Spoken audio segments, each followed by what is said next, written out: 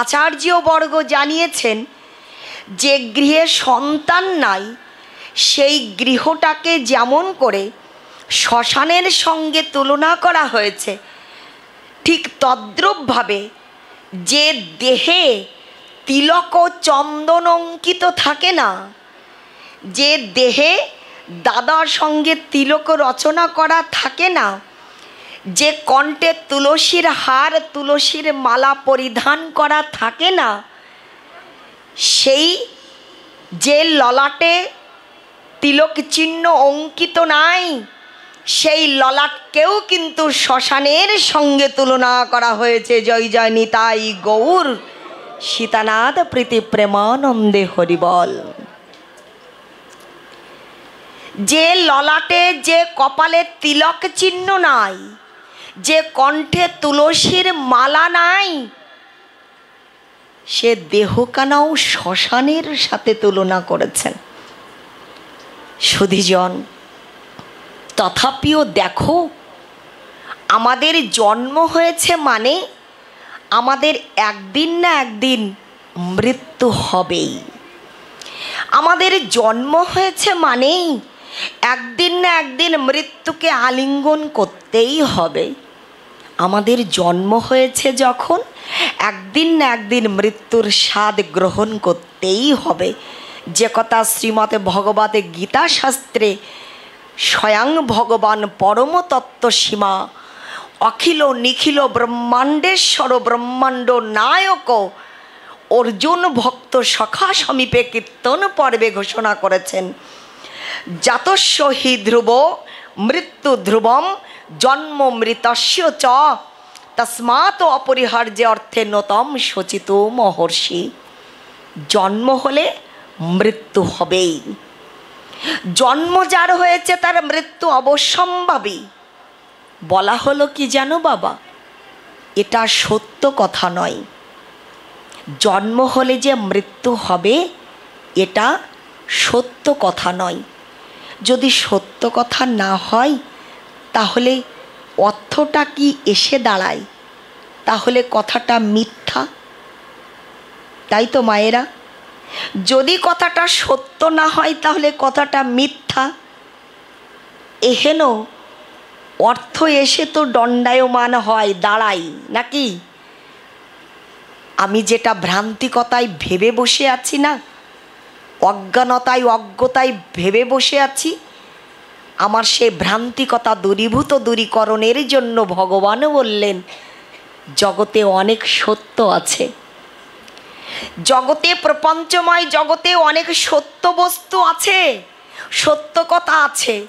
কিন্তু ওগো সখা অর্জুন, তুমি জগৎকে জানিয়ে দাও জন্ম হলে যে মৃত্যু হবে এটা শুধুমাত্র সত্য কথা নয়। জন্ম যার হয়েছে তার একদিন না একদিন মৃত্যু হবেই, এটা হচ্ছে পরম সত্য কথা। এর চাইতে পরম সত্য জগতে আর নাই যে জন্ম হলেই মৃত্যু হবেই। মাগো, যারা বসেছ একটু কৃপা করে জিহ্বাগুলোর সদ্ব্যবহার করবে। যখন আমার বাবাজিরা দাদা ভাইরা প্রেমধ্বনি দিবে, জয়ধ্বনি দিবে, তখন তোমরা চুপ করে বসে না থেকে কি করবে বলো তো? কি করবে? জিহ্বাটা একটু নেড়ে নেড়ে এই প্রহ্লাদ মহারাজের মায়ের মতো করে, কয়েধুর মতো করে একটু উলোধ্বনি দিবে। তাহলে কি হবে? আমরা বৈষ্ণব সন্তান লাভ করতে পারবো। আমরা মহতি মহতি ভাগবতীয় আয়োজনের দ্বারা জয় লাভ করতে পারবো, তাই না? কারণ জয় দিলে কি হয়, এখানে আসবার আগে ঘরে বসে বসে শ্রবণ করছিলাম, আমার সম্মুখে উপবিষ্ট শ্রদ্ধেয় শ্রদ্ধাভাজন প্রদীপ দাদা ভাই অনেক সুললিত কণ্ঠে, অনেক গুণে গুণান্বিত একজন ব্যক্তিত্ব। তিনি ভজন পরিবেশন করে আপনাদেরকে মোহিত মনোরঞ্জন করেন, আজও করছিলেন।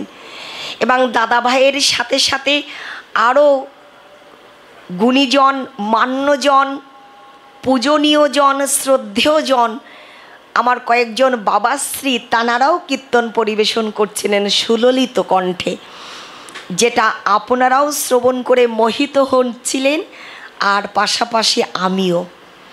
সেই কীর্তন পরিবেশন পর্বে দাঁড়িয়ে দাদা ভাইরা বা আমার বাবারা কিন্তু আপনাদের শোধায়, স্মরণ করে দেখুন, জয় দিলে জয়ী হবে, জয় দাও জয় দাও, বলেন কি না?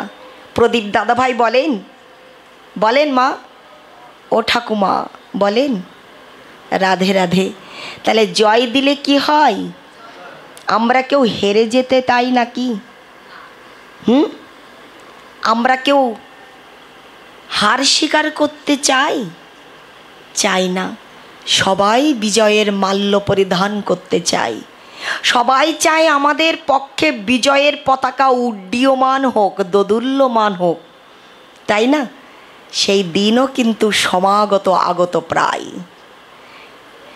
সেই বিজয়ের মাল্য পরিধান করতে যারা চায় আমাদের সপক্ষে দাঁড়িয়ে, আমাদেরই পক্ষে দাঁড়িয়ে বিজয়ের পতাকা উড্ডীয়মান হোক, দোদুল্য হোক, তারা মহতি মহতি আয়োজনে বসে শুধু শুধু শ্রম এব হি কেবলাম, শুধুমাত্র সময় অপচয় করব না, শ্রম দিব না, পাশাপাশি একটু কি করব, জয়লাভ করবার প্রত্যাশী হয়ে, প্রয়াসী হয়ে, প্রেমপূর্ণ মনোভাবে নিতাই গৌরের জন্য একটু প্রেম ধ্বনি, জয়ধ্বনি, মঙ্গল ধ্বনি প্রদান করব। হরিবল। এই কষ্টটা তাপসীর জন্য নয়, এই কষ্টটা রাধা মাধবের জন্য, তোমাদের নিজের জন্যেই একটু স্বীকার করে নিও। মাঝে মধ্যে না একটু হুঙ্কার দিও, যে হুঙ্কারেই সুরধ্বনির তীরে মহাবিষ্ণুর অবতার অদ্বৈত আচার্য, যাকে গৌরানা গোসাই বলো, তিনি তিল তুলসী দিয়ে ভগবানকে ডেকেছিলেন বলে শ্রী রাধায়া প্রণয় মহিমা কীদৃশ বানৈবা সাধ্য জিনাদ্ভুত মধুরিমা কীদৃশ বা মদিয়া শক্কঞ্চস্য মদনু ভবত কীদৃশং বেতিল ভাত তত ভাবাড্য সমজনী শচী গর্ভৌ সিন্ধু হরিন্দু।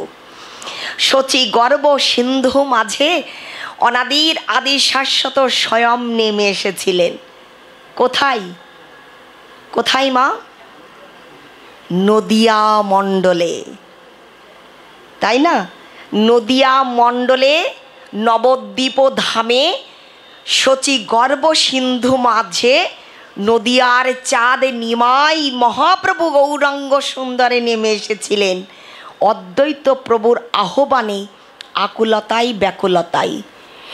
যদি সমুদ্রের তীরে কিনারে বসে আহ্বানে, আকুলতায় ব্যাকুলতায় সাড়া দিয়ে শাশ্বত স্বয়ং নিত্য গোলক বৃন্দাবন বৈকুণ্ঠ ধাম ছেড়ে সাঙ্গ পাঙ্গ পরিকর মণ্ডলী গণকে সাথে করে নিয়ে প্রপঞ্চময় জগতে ভক্ত সমীপে লীলা নিকেতন করবার মানুষে নেমে আসতে পারেন, তাহলে আজকের মতো মহতি মহতি আয়োজনে তোমরা যদি আকুলতায় ব্যাকুলতায় একটু হুঙ্কারে দিতে পারো, অদ্বৈত আচার্যের মতো করে প্রেমধ্বনি জয়ধ্বনি দিতে পারো, তাহলে নবরচিত বৃন্দাবন ধাম সহ প্রত্যেকটা ভক্তের হৃদয় মন্দিরে মহাপ্রভু নেমে আসবেন। হরিবল।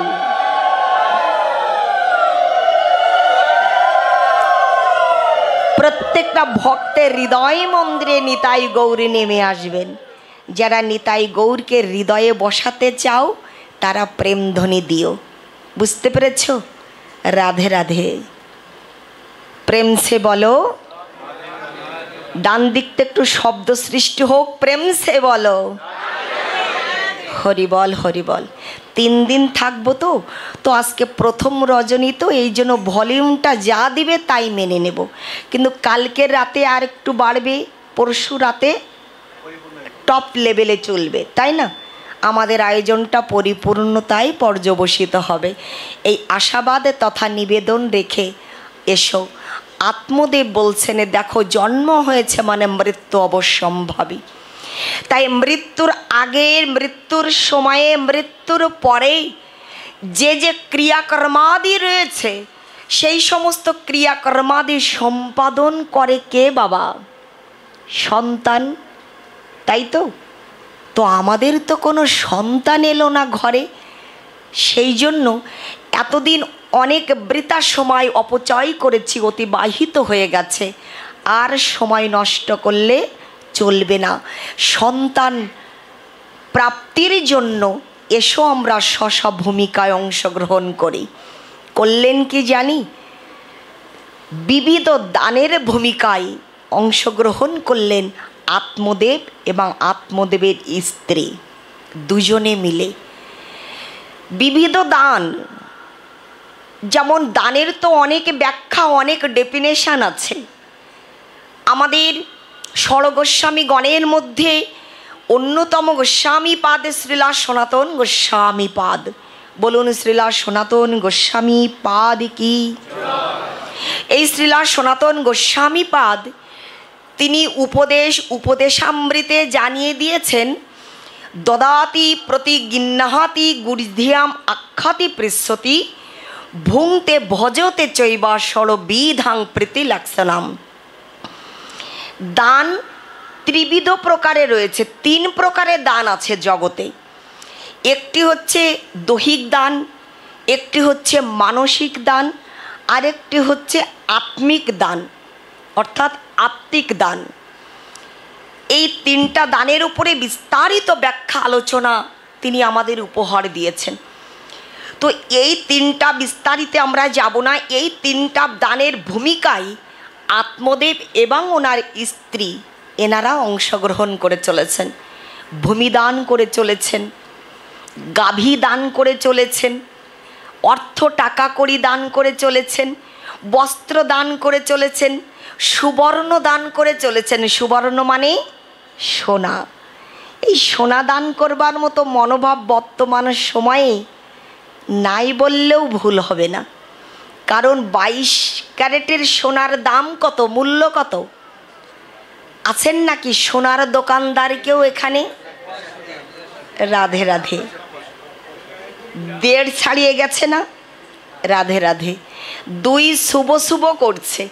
সুতরাং সেখানে দাঁড়িয়ে নিজের স্ত্রী, নিজের কন্যার পুত্রবধূদের জন্য সঞ্চয়ী মনোভাবে দাঁড়িয়ে গহনা তৈরি না করে কাউকে দান করব গহনা সুবর্ণ সোনা, তেমন দানবীর খুব কম এই বর্তমান সময়ে, কলিযুগে, কলিকালে। তো যা হোক, আত্মদেব ওনার স্ত্রী এই সুবর্ণ দানও করেছিলেন, অনেক ব্রত উপবাসও করেছিলেন। সকৃ দেব প্রপন্ন যস্তবাস্মিতি যাচাতে অভয়াং তস্মৈ দদম্মে তদব্রতাং মম। অনেক ব্রতও করে চলেছেন, তথাপিও তাদের ঘরে কোনো সন্তান এলো না।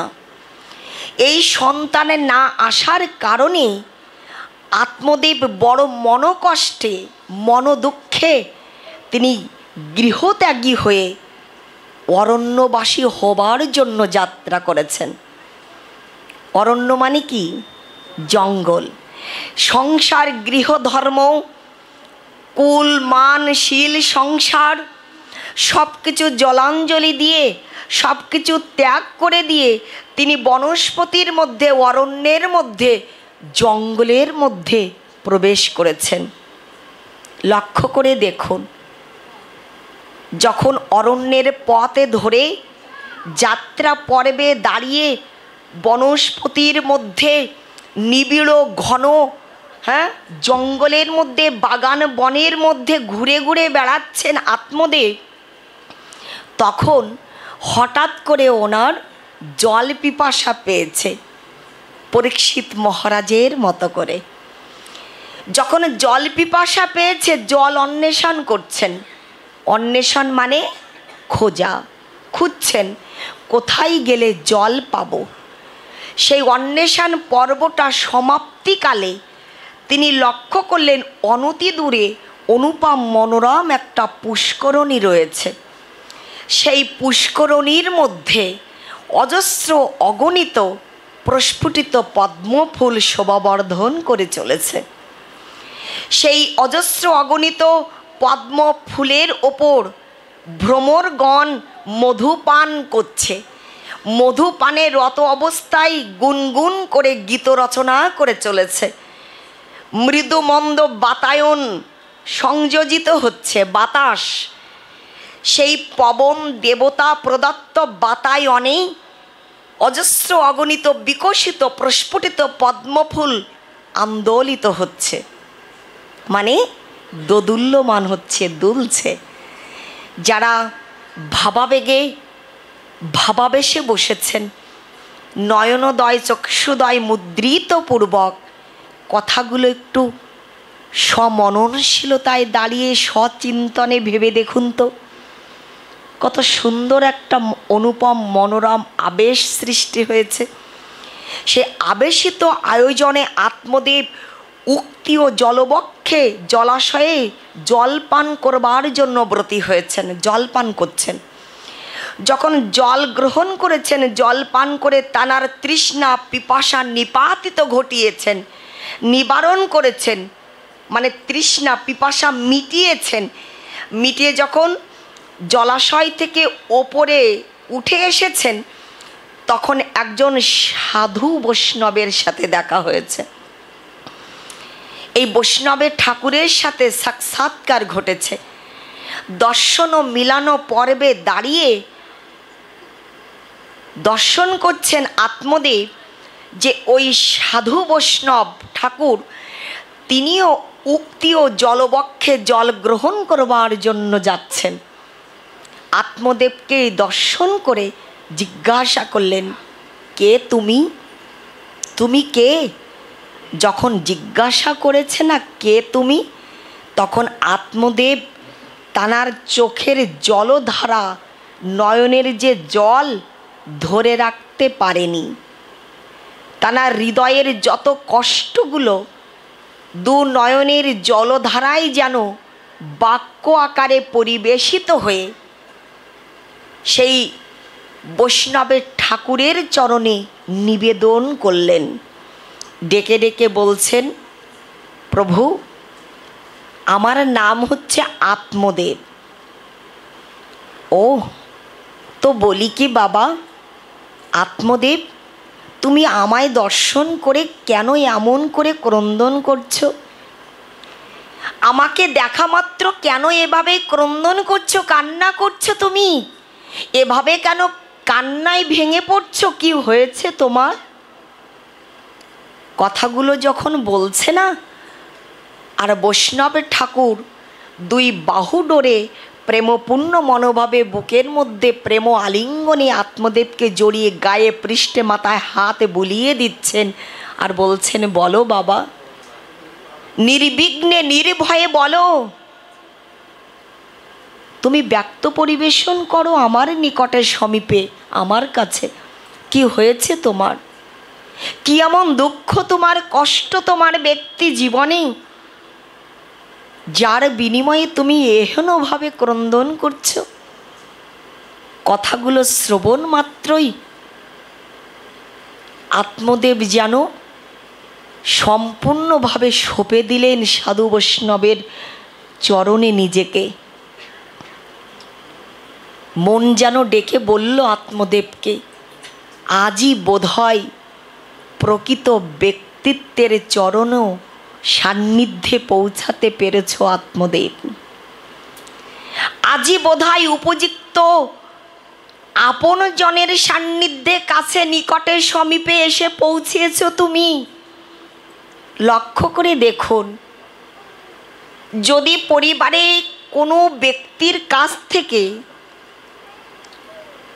বা কোনো দুর্ঘটনাবশত কোনো ঘটনাকে কেন্দ্র করে আপনি কষ্ট পান, আপনি ব্যথা পান, ব্যথায় ব্যথিত হয়ে কোনো একদিন কোনো প্রতিবেশী জন আপনার বাড়িতে এসে দাঁড়ালো,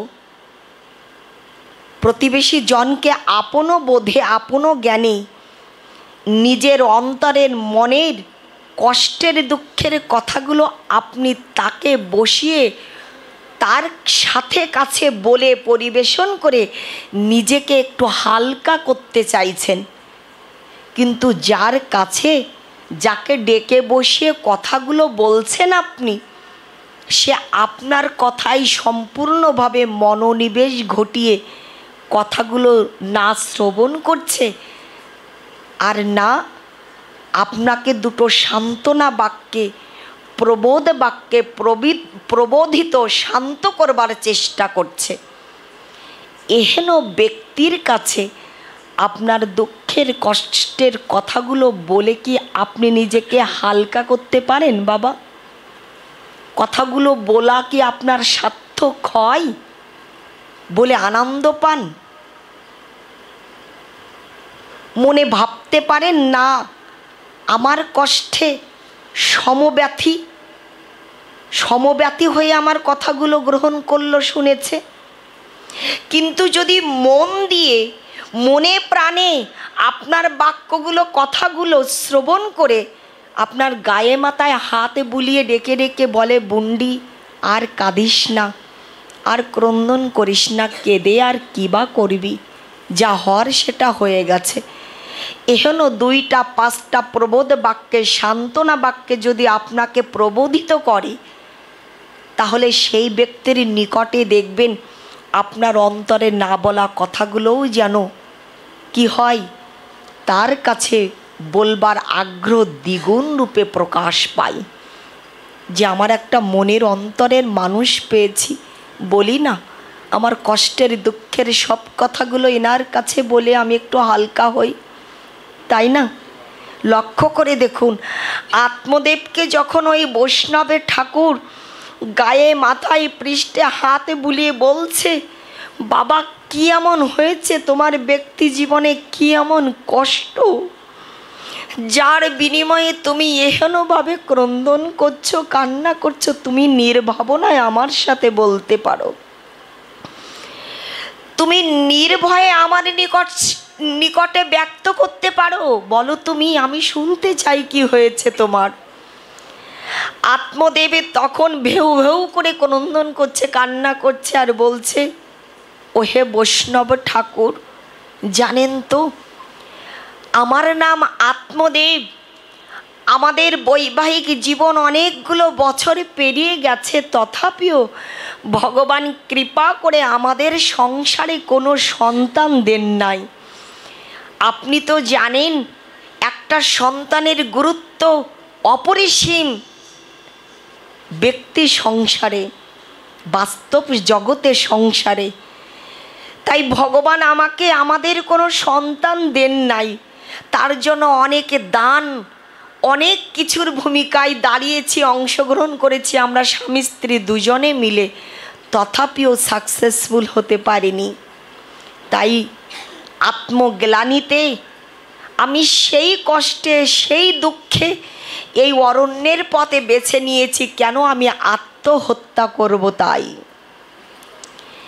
আমি আত্মহত্যা করব, আমি আত্মহত্যার পথটা বেছে নিয়েছি। এই জন্য আমি এই গভীর অরণ্যের মধ্যে, জঙ্গলের মধ্যে প্রবেশ করেছি। আত্মদেবের এই কথা শ্রবণ করে সাধু বৈষ্ণবের ঠাকুর তিনি গায়ে মাথায় হাত বুলিয়ে দিচ্ছেন আর ডেকে ডেকে বলছেন, আত্মদেব, এই যে কথাটা তুমি বললে, এই যে আত্মহত্যা করবার যে কথাটা বললে, এই কথাটা আর একটি বারের জন্যও তুমি উচ্চারণ করবে না আত্মদেব। একটি বারের জন্য তুমি এই কথাটা আর বলবে না, এই সিদ্ধান্ত পরিবর্তন করো, তুমি গৃহে ফিরে যাও।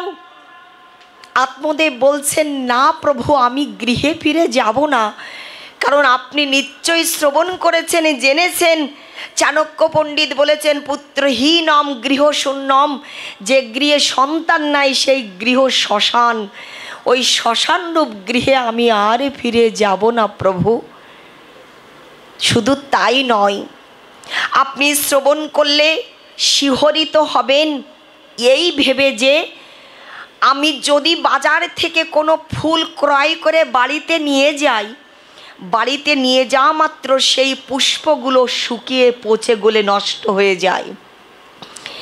আমি বাজার থেকে যদি কোনো বৃক্ষ নিয়ে আমার গৃহ অঙ্গনে, আঙিনায়, উঠানে রোপণ করি, বপন করি, সেই বৃক্ষও মরে যায়।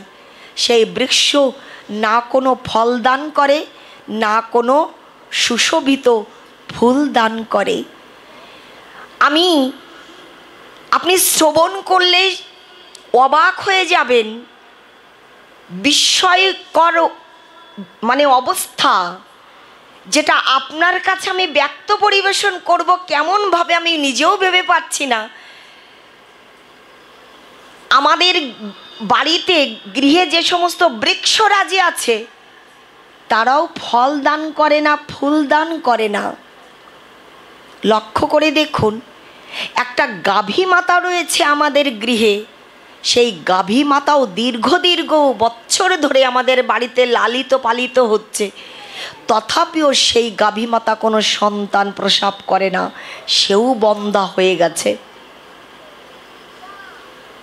তাহলে সেই গৃহে আমি কেমন করে ফিরে যাব বলুন? তাই ওই গৃহে আমি আর ফিরে যাব না, আমি আত্মহত্যা করব। লক্ষ্য করে দেখুন, আত্মদেবের এহেন আকুতি মিনতিকর কথাদ্বয় শ্রবণ করে ওই সাধু ডেকে ডেকে বলছেন, আত্মদেব, আমি বলি কি, আত্মহত্যা করা মহাপাপ,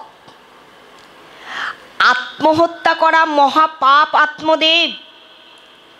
তার জন্য ডিমোশন হয়, ব্যক্তি জীবনের অধঃপতিত হতে হয়, নরকগামী হতে হয়, নরক যন্ত্রণা, নরকের শাস্তি সাজা দণ্ড ভোগ করতে হয়। তাই আত্মহত্যার পথটা ছেড়ে দাও। যদি পারো আমি একটা উপদেশ তোমায় দেই, যেটা অমাল প্রাণ শ্রীমতে ভাগবত শাস্ত্রে স্বয়ং ভগবান বলেছেন, মাতৃবৎ পরিরক্ষং সৃষ্টি সংহার কারকম যো নার্য জ্যোতি দেবে সং তুয়ং বিদ্যা ব্রহ্ম ঘাতকম। ডেকে ডেকে বলছেন, প্রকৃত আত্মঘাতী কাকে বলে জানো? প্রকৃত আত্মহত্যা কাকে বলা হয়েছে জানো? গলায় রশি দিয়ে মৃত্যুবরণ করলে তাকে প্রকৃত অর্থে আত্মঘাতী বলা হয়নি। বিষ পান করে মৃত্যুবরণ করলেও তাকে প্রকৃত অর্থে আত্মঘাতী বলা হয় না। প্রকৃত আত্মঘাতী সেই জন, প্রকৃত আত্মহননকারী সেই ব্যক্তি, যেই ব্যক্তি মনুষ্য দেহ পেয়েও, ভজনানন্দী অঙ্গ প্রত্যঙ্গ পেয়েও রাধা গোবিন্দের ভজন সাধন করে না, সেই ব্যক্তি হচ্ছে প্রকৃত আত্মঘাতী। ভজনানন্দীর দেহটা পেয়েও যারা সাধুগুরু বৈষ্ণবের সেবা করল না, ভজনটা করল না, তাকেই প্রকৃত অর্থে ব্রহ্মঘাতী, আত্মঘাতী বলা হয়েছে। তাই তুমি আত্মহত্যা করো না, বাড়িতে ফিরে যাও, গৃহে ফিরে যাও। বললেন, না সাধু গো, আমি আর ওই গৃহে ফিরে যাব না। সাধু ঠাকুর ডেকে ডেকে বলছে, তুমি গৃহে ফিরে যাও এই জন্য যে সন্তান কামনায় আত্মহত্যার পথটা বেছে নিয়ে অরণ্যের পথে তুমি যাত্রা করেছ। এই একটি জনমে শুধু নয়, আগামী 7ম জনমের মধ্যে তোমার ভাগ্যে কোনো সন্তান নাই আত্মদেব, তাই তুমি ফিরে যাও। আমরা শ্রবণ করতে বসেছি ভাগবতের মহিমা। কেন আয়োজন করা হয় ভাগবত? এই ভাগবত শ্রবণ করলে কি হয়, শ্রবণের গুরুত্ব কি? ডেকে ডেকে বলছেন, তোমার এই একটা জনমে শুধু নয়, আগামী 7 জনমে ভাগ্য বিধাতা তোমার ভাগ্যে কোনো সন্তান লেখেন নাই, তাই তুমি বাড়িতে ফিরে যাও। আমরা পূর্বেই বলেছিলাম না বাবা, এই আত্মদেব ছিলেন সূর্যদেবের মতো তেজস্বী ব্যক্তি, সাধকজন, জ্ঞান তাপস, বিজ্ঞ পণ্ডিতজন। সেই জন্য ওই বৈষ্ণবের ঠাকুরের একটি কথার রেশে ধরে তার চেতনা শক্তি, চৈতন্য সত্তাটা জেগে গেল, বোধ সত্তা জেগে গেল, বোধগম্য হলো। ডেকে ডেকে কি বললেন জানি?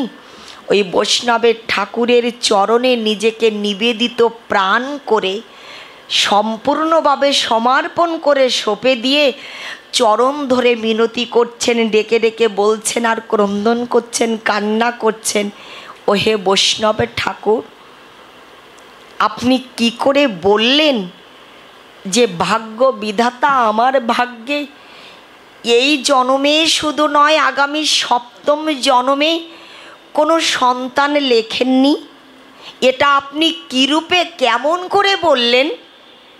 বৈষ্ণবের ঠাকুর তখন বললেন, আত্মদেব, আমি তোমার ললাটে রেখা দর্শন করেই বললাম যে এই এক জন্মে শুধু নয় আগামী 7 জন্মের মধ্যেও ভগবান তোমার ভাগ্যে কোনো সন্তান লেখেন নাই, তাই তুমি গৃহে ফিরে যাও।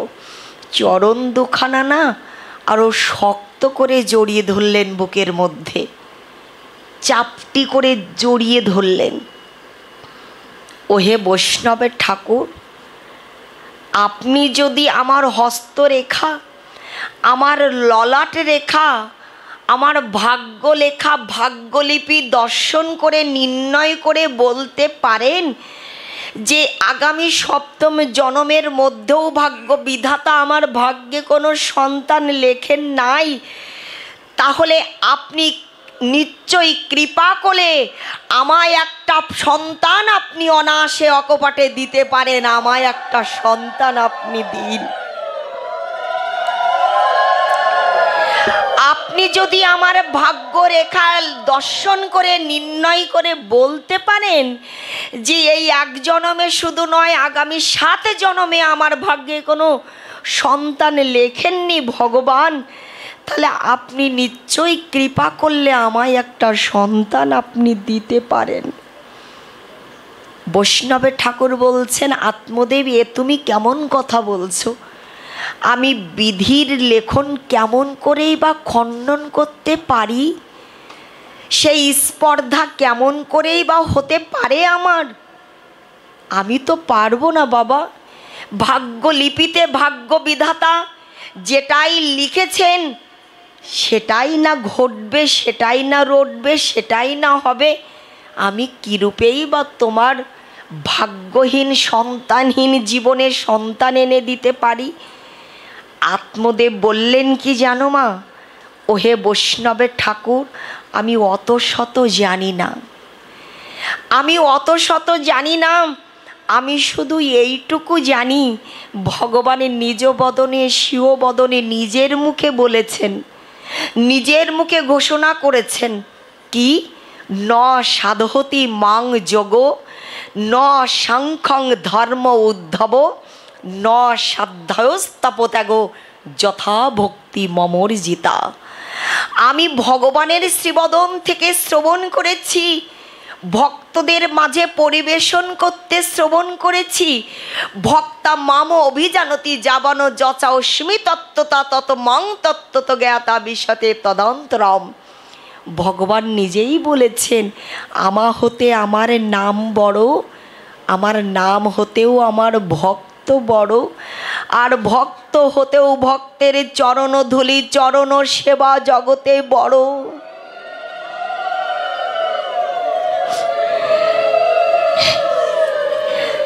আত্মদেব বলছেন, ওহে বৈষ্ণবের ঠাকুর, আমি জানি, আমি মানি, আমি স্বীকার করি মনে প্রাণে যে ভগবানের থেকেও ভগবানের ভক্ত শ্রেষ্ঠ জগতে। ভগবান হতেও ভগবানের ভক্তের পূজা শ্রেষ্ঠ, ভগবান থেকেও ভগবানের ভক্তের সেবা শ্রেষ্ঠ। ভগবানে বলেছেন, ভক্ত আমার মাতা পিতা, ভক্ত আমার গুরু, ভক্ত আমায় নাম রেখেছেন আমি বাঞ্ছা কল্পতরু।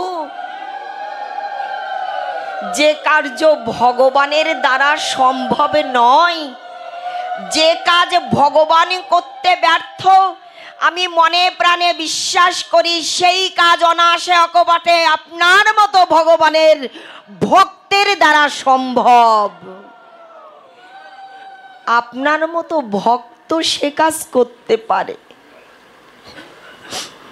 তাই বলি কি, হে বৈষ্ণবের ঠাকুর, যদি আপনি দূরে দাঁড়িয়ে থেকে আমার ললাট রেখা হস্তরেখা নির্ণয় করে বলে দিতে পারেন, তাহলে নিশ্চয় আপনি কৃপা করলে অনুগ্রহায় ভূতানাং মানুষিং দেহমাস্থিতা, আপনি অনুগ্রহ করলে, কৃপা করলে, অনুকম্পা করলে আপনি একটা সন্তান আমায় অনায়াসে অকপটে দিতে পারেন। দিন না প্রভু, একটা সন্তান আমায় দিন। কারণ যার ঘরে সন্তান নাই, সেই সন্তানবিহীন পিতামাতাই জানে যে সেই পিতামাতার অন্তরের দহন জ্বালাটা, যন্ত্রণাটা, ব্যথাটা, বেদনাটা কত তীব্র, কত কঠিন। এটা আমি কোনো বাক্য দিয়ে, কোনো ভাষা দিয়ে আপনাকে বোঝাতে পারবো না হয়ে বৈষ্ণব ঠাকুর। তাই একটা সন্তান দিন না আপনি কৃপা করে। লক্ষ্য করে দেখুন, যদি সমর্পণটা থাকে না, অনেক অঘটনটা ঘটনাই ঘটানো যায়। হ্যাঁ, অসম্ভবকে সম্ভব করা যায় যদি সমর্পণ, ত্যাগ, নিষ্ঠা, ভক্তিপ্রীতি, অনুরাগ থাকে। লক্ষ্য করে দেখুন, এই আত্মদেবের আকুলতায়, ব্যাকুলতা উপেক্ষা করতে না পেরে বৈষ্ণব ঠাকুর কিছুটা সময় নীরবতা পালন করে আত্মদেবের আপদ মস্তক অনুক্ষণ নিরীক্ষণ করে হঠাৎ করেই যেন বলে উঠলেন, নেও, একটি ফল তোমাকে দিচ্ছি আত্মদেব, এই ফলটা তুমি গ্রহণ করো এবং এই ফলটা তুমি তোমার গৃহে নিয়ে গিয়ে তোমার স্ত্রীকে সেবা করাবে, খেতে দিবে এবং এই ফলটা সেবা করতে দিয়ে পাশাপাশি তোমার স্ত্রীকে, তোমার অর্ধাঙ্গিনীকে বলবে যেন দীর্ঘ 1 বৎসরের মধ্যে শৌচতা, শুচিতা, সত্যতা অবলম্বন করে দিনাতিপাত করে, দিন যাপন করে, দিন অতিবাহিত করে। এই কথাগুলো বলে দিবে। তাহলে তোমাদের গৃহ আলোকিত করে, উদ্ভাসিত করে একটা সুবর্ণমণ্ডিত নবজাতকের শুভ আবির্ভাব, শুভাগমন ঘটবে। এই উপদেশ অমৃত এবং এই কৃপা করে ফলটা দান করে সাধু বৈষ্ণব নিজ কার্য সাধনে ব্রতী হয়ে তিনি চলে গেলেন। আর আত্মদেব কি করলেন? সাধু বৈষ্ণবের চলনে ভুলুণ্ঠিত আভূমি দণ্ডবাদ প্রণতি নিবেদন পূর্বক মহানন্দে, হ্যাঁ, গান করতে করতে, গীতি রচনা করতে করতে তিনি নিজে রাজপ্রাসাদে ফিরে গেলেন। তিনি নিজের আলয়ে ফিরে গেলেন। এই রাজপ্রাসাদে ফিরে গিয়ে আত্মদেবের স্ত্রীর নাম হচ্ছে ধুন্দলি। নামটা কি মা? ধুন্দলি।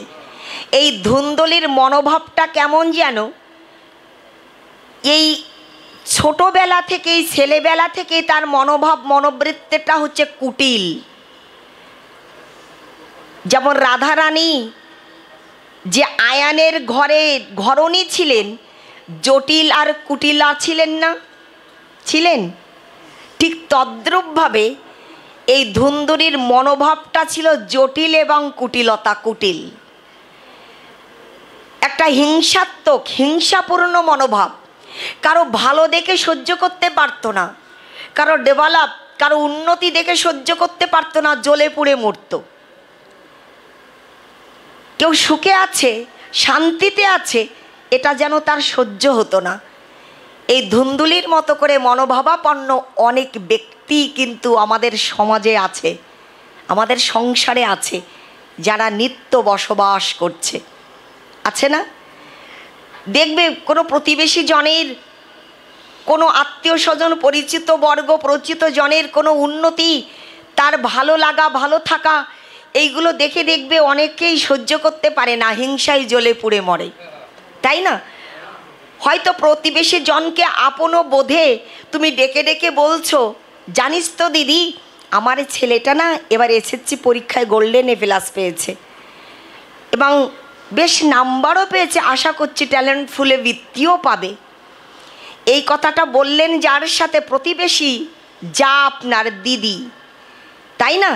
সে আপনার কথাটা শ্রবণ করলো।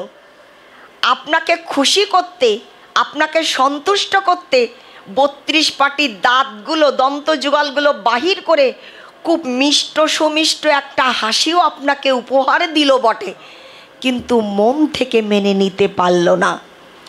মনে মনে কিন্তু হাজারো বার ভগবানকে অনাদির আদিকে তিরস্কার করে, গালি দেয়। ভগবান তুমি পাষাণে গড়া, তোমার চোখ নাই, তুমি অন্ধ, তুমি কানা। কেন? যে আমার ঘরেও কোয়ালিফিকেশানধারী 2-3টা ছেলে মেয়ে আছে, উচ্চশিক্ষায় শিক্ষিত, নামি দামি সার্টিফিকেটে ধারী হয়ে আমার ঘরেও 2-3টা ছেলে মেয়ে রয়েছে, তারা বেকার হয়ে ঘুরে বেড়াচ্ছে, তাদের একটা চাকরি হচ্ছে না। আমার ছেলে মেয়েও পড়াশোনা করছে, তারাও গত বছর এসএসসি পরীক্ষা দিয়েছিল, গোল্ডেন এ প্লাস তো দূরের কথা, এও পায়নি। আর ওর মেয়েকে, ওর ছেলেকে গোল্ডেন এ প্লাস পাইয়ে দিয়েছ, তুমি কানা, তুমি পাষাণে গড়া, তোমার কোনো বিচার নাই। বলি তো, আপনারা বলেন না, আমি তাপসী বলি, এটা আমারই মনোভাব। হিংসায় জ্বলে পুড়ে যায়। ও সেদিন একটা বাড়ি করলো, আবার দেখছি 2-3 তলা বিল্ডিং হাঁকিয়ে দিয়েছে। এত টাকাও কোথায় পাচ্ছে? সেদিন কে যেন বলছিল 2 বিঘা জমি কিনেছে অমুক জায়গায়, আবার আর একটা জমি কিনছে। সহ্য করতে পারি না বাবা। একটা প্রাসঙ্গিকতার আলোকে দৃষ্টান্ত ছুড়ে দেই।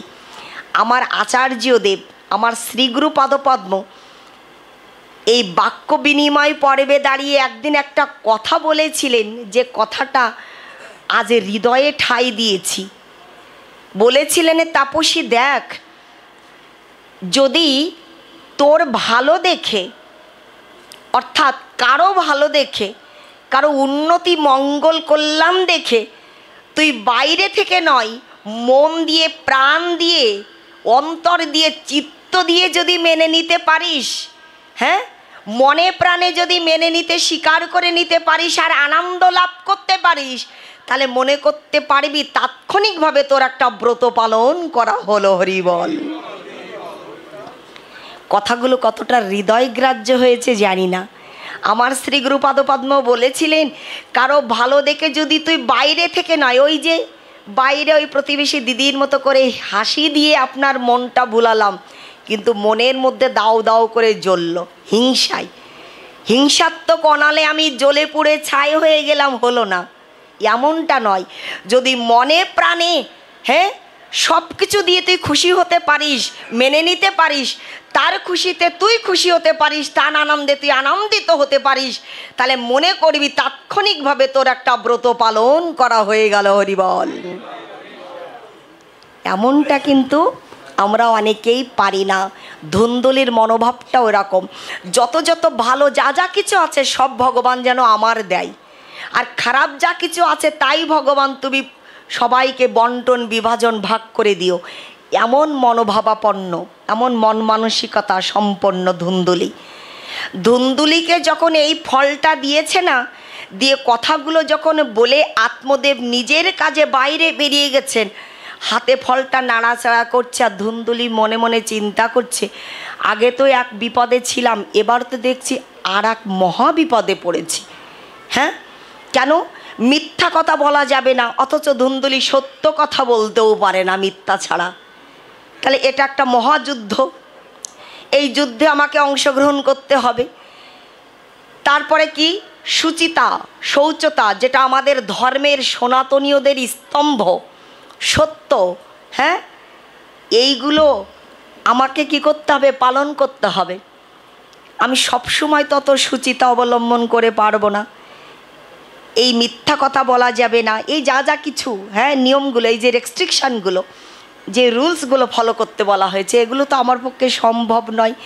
তখন কি করা যায়? একটা ক্যালকুলেশন করছে মনের মধ্যে, কি করা যায়, কি করা যায় ভাবছে। ঠিক সেই মুহূর্তে মাস্তুতো বোন এসেছে। সৌভাগ্যবশত মাস্তুতো বোনের সাথে সুবিস্তারিত ঘটনাগুলো সব খুলে বলেছে। মাস্তুতো বোন একটা সৎ পরামর্শ উপদেশ দিয়েছে। বলছে কি জানো? বলছে, দেখ, এই ফলটা না তোকে খেতে হবে না, তোকে খেতে হবে না এই জন্য যে এই ফলটা খেলে তুই গর্ভবতী হবি, আর গর্ভবতী মায়েদের কিন্তু অনেক ক্লেশ, অনেক কষ্ট, অনেকে বমি করে, তাই না, উদ্গীরণ করে, খাওয়া মাত্র তুলে দেয়, খেতে পারে না, ঘুমাতে পারে না, অনেক কষ্ট করতে হয়, তাই না? মা হওয়া তো অত সহজ কথা নয়। তথাপিও 10 মাস 10 দিন কত কষ্ট, কত ক্লেশ ভোগ করতে হবে, সহ্য করতে হবে। প্রসব ব্যথা সহ্য করা, সেই যন্ত্রণা সহ্য করাও আর একটা অতীব কি কষ্টসাধ্য বিষয় ব্যাপার। তথাপিও কি হয়, যখন গর্ভবতী হবি তুই, তখন তোর পেটটা অনেকটা মোটা হয়ে যাবে, তুই খেতে পারবি না, ঘুমাতে পারবি না, তোর তো অনেক সুশ্রীমান দেখতে, খুব সুন্দর দেখতে, তুই কুৎসিত হয়ে যাবি, খারাপ দেখতে হয়ে যাবি।